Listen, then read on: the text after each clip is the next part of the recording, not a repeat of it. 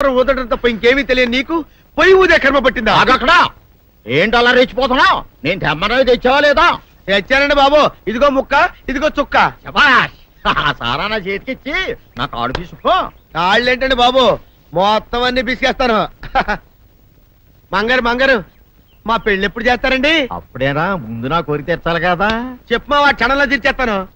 ఏముంటాయి, బల్లి బుర్రలో ఉన్న రసాన్ని ఓ లీటర్ తాగాలని ఉంది. ఏంటి?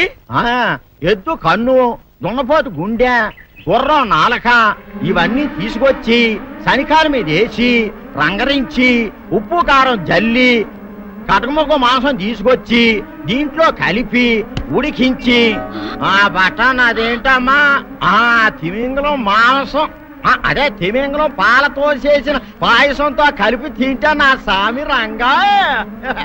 బాబు గారు అయ్యా, ఇదేం బాలేదయ్యా. ఏంటే నువ్వు అనేది? ఈ బుల్లోని మరీ అంత ఏపుతుండే ఏం బాలేదు. ఏంటే ఆయన చూసిన తర్వాత నీ మనసు దిల్కుష్ అయిపోయిందా? అవునయ్యా, ఆ బుల్లోని ఏడిపించింది చాలు గాని మా ఇద్దరికి ముడిట్టే. నీకు ఇష్టమైతే నాకే ఇష్టమే అమ్మడం. ఆ నువ్వు సంగతి మర్చిపోకు. ఆ నువ్వు నాకు కనివైన బేమలో ఉన్నాడు. నీ పెళ్లి అయ్యాక కొంతకాలం సంసారం ఏదాకా అనేదే బేమలో ఉంచాలి, లేకపోతే నీ బతుకు అదిగో అలా బూడిదిపోలు అయిపోద్ది. నాగకన్యా, ఓహోయ్ ఓహోయ్ ఓహోయ్, నా నాగకన్య నాకు దక్కించండి. మీ మేలు జన్మలో మర్చిపోను. ఇదిగా నా మేలు మర్చిపోయినా పర్వాలేదు గాని ఓ సంగతి మాత్రం మర్చిపోక. ఏంటండి? నా కూతురు పెళ్ళయ్యాక దానికి కంటమటగానో నీటి చుక్కన కారిందో కాట్లే పెట్ట కారణమనండి. శబాష్ శబాష్, అయితే నీ షాదీ రేపారా? నాకన్యా, అమ్మా, నాన్న, నాన్న, గౌరీ బయటికి రండి. నా పెళ్ళాన్ని తెచ్చా. ఏంటమ్మా అలా తడిసిన చెక్కలా బిగుసిపోయారు? నేను ఇన్నాళ్ళు చెప్తూ వచ్చానే నా కోసం నాగసుందరం వెతుక్కుంటూ వస్తుందని. ఇదే ఫ్రెష్ గా బేతాళం నుంచి పాతాళం నుంచి వచ్చింది సర్పసుందరి. పెళ్లి చేసుకుని వచ్చా. నమస్కారం అత్తయ్య గారు. అమ్మా అమ్మా, ఇదేవతో నీకు టోపీ వేసిందిరా నాయన. ఏమండి ఏమండి, ఏంటి మిమ్మల్ని అనేది అంటుంది? అంటే నువ్వు నాకు టోపీలా ఉన్నావనన్నమాట, అంటే కిరీటంలా ఉన్నావని అన్నమాట. రామచంద్ర, ఇదేమిటే? అయ్యో నా కొప్ప మురిగింది. లంగా అయితే మొహమ్మద్ తీసుకుంటావంటే? దించవే, దించవే. ఇది మా నాగులో కాసారం. పావుగా ఉంటే తోకెత్తి నెత్తి మీద పెట్టుకునేదాన్ని. మనిషిగా మారాను కాబట్టి లంగా అయితాను. నా గ్రహచారం ఇదే ఆచారమే. అవును, పెళ్ళయ్యాక మేము పరాయి మగాడి మొహం చూడకూడదు. చూస్తాయే సీపాడు పరాయి మగాడిని ఎట్టగండి చూసేది. సిగ్గు ఏమి సిగ్గే? నువ్వు లంగా అయితే మొహమ్మద్ వేసుకుంటే అమ్మో నేను చెప్పలేను దేవుడు. సిగ్గులేదా? చూసినట్టు నాకు తెలియదు కదా. నోరు మూసుకొని అమ్మకడ మాడ.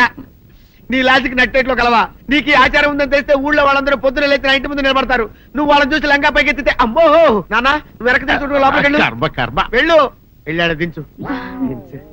నాగులు నా కోసం ఈ ఆచారం మార్చుకోలేవా? కట్టం నీకు ఇట్టలేతే చెప్పు, నేను మా నాగలోకానికి వెళ్ళిపోతా. వద్దులే, పరాయి మవాడిని కంటపడకుండా నేనే చూసుకుంటాను. పద లోపలికి.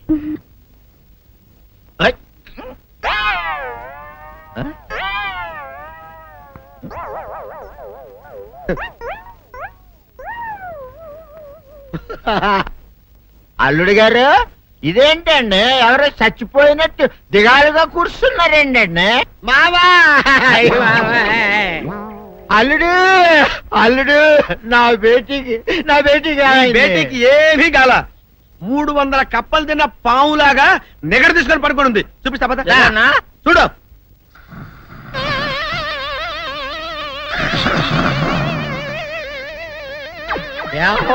ఏమైంది? పొద్దున్నే 10 కోడిగుడ్లు 10 లీటర్లు పాలు తాగటం, తెల్లకిలా పడుకోవటం. మధ్యాహ్నం బండి అన్నం తింటాం, తెల్లకిలా పడుకోవటం. రాత్రి వరకు ఇదే పరిస్థితి. మధ్యలో కర్ర తీసుకుని కొట్టినా లేవదు. మా అమ్మ ఇంటి పని చేయదు, నా ఒంటి పని చేయదు. దీంతో చస్తున్నానంతే. ఓహో అంతే కదా, అర్థమైపోయింది, సంజైపోయింది. అల్లుడు నీ కష్టాన్ని స్థితిలో తీర్చేస్తా. ఆమె ఉందా? గోల్డ్ ఎంత ఉంది? 3 సుక్కలు చాలు.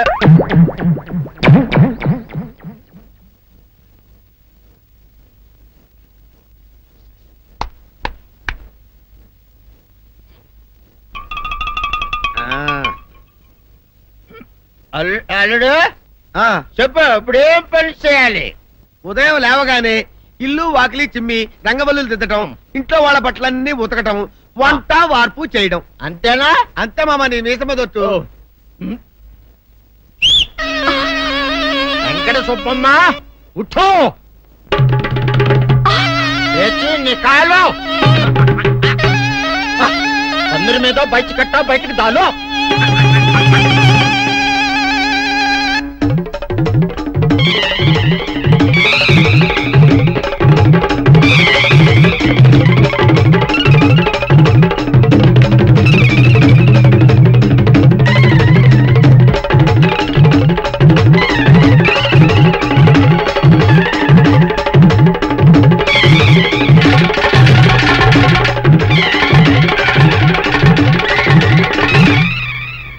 అచ్చా అచ్చా ఇప్పుడు బయటనా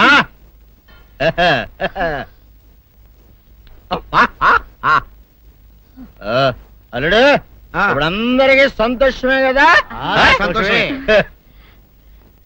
అమ్ముడు వెళ్ళొస్తా వెళ్తూ మామ నీ కూతురు ఇంటి పని అంతా శుభ్రం చేసింది అది అంటే అది మరి ఆ పను నీ పైన ఓహో అర్థమైంది అల్లుడు అర్థమైంది అల్లుడు రాత్రికి శోభనంగా అందంగా అలంకరించుకో ఆ తర్వాత నేను చూస్తా ఆ శ్రమ నీకెందుకులే మావా సాధారణంగా అల్లుళ్ళు కట్నం కింద కార్లు స్కూటర్లు వాచీలు ఉంగరాలు అడుగుతారు కదా నేను నిన్ను ఇప్పుడేమైనా ఏమైనా అడిగానా మావా ఏవాడాలా ఇప్పుడు చిన్న చిరుకాను కోరతాను కాదనకుండా ఇస్తావా మావా బిల్కుల్ తప్పకుండా ఇస్తావు కదా మావా ఓ నా మాట కాదనగను మావా అననా ఒట్టు ఒట్టా నీకు దండం పెడతా నీ డోలీ మావా ఎందుకు? దీన్ని తీసుకొని వాయించి మీ అమ్మాయి చేత పని చేయించుకుంటా ओहा ओहा क्या दिमाग है रे तुम्हारा बेटा बजाओ ले जाओ ये डोल अच्छा तरह बजाओ बजाता मावा तू जाओ तू जाओ जा तू रे बजाता हूँ मावा सर्पसुंदरी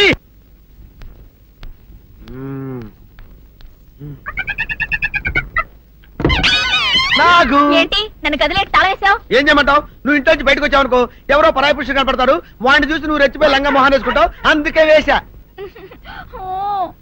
సరే గాని ఊళ్ళో సంత జరుగుతుందంటగా నన్ను తీసుకెళ్ళవా? ఏంటి సంతక నిన్న ఇంట్లోనే నిన్ను నీ లంగాన్ని కాపాడలేక వస్తున్నానే సంతలో కొన్ని వేల మంది పరాయి పురుషులు ఉంటారు వాళ్ళందరినీ చూసి అన్ని వేల సార్లు నువ్వు లంగా తీసి మొహాన్ వేసుకున్నావు అనుకో నా బతుకు సంత అయిపోద్ది అంటే నన్ను ఇలా నాలుగు గోళ్ల మధ్య బంధించాలడా? నేను ఊరుకోను. ఊరుకోపోతే ఏం చేస్తావే చస్తావా ఊరేసుకొని చావు నేనెందుకు చెప్తాను?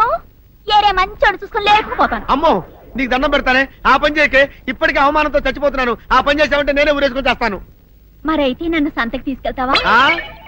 సంతకే గొప్ప చిక్క అలాగే గొప్ప ఐడియా వచ్చింది సంతకు తీసుకెళ్తా నీ కళ్ళకి గంతలు గడతా అబ్బా, కళ్ళ గంతులు కట్టుకుంటే సంత చూసి దట్టమ్మా. అవును నీ పక్కన నేను ఉంటాను కదా అక్కడ జరిగేవన్నీ డీటెయిల్డ్ గా చెప్తా కను చూపు కరువైన వారికైనా కనిపించి కనువిందు కరిగించు రీచేట ఇట ఇటు నడపే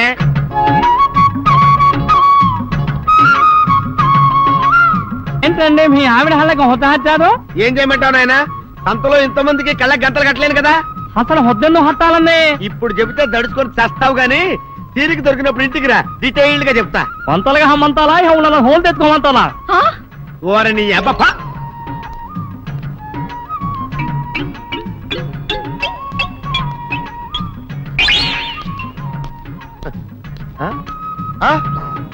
దొంగ దొంగ దొంగ పట్టుకోండి పట్టుకోండి దొంగ పట్టుకోండి పట్టుకోండి వదిలిపెట్టండి అయ్యయ్యో, పరాయి పురుషులు. పట్టుకోండి పట్టుకోండి దొంగ దొంగ విధవా దొంగ దొంగ నన్ను పట్టుకోవడం కదా అక్కడ చూడు సూపర్ సీన్ తిరిగితే పారిపోదాం అనుకుంటున్నావా ఏం జరుగుతుంది అక్కడ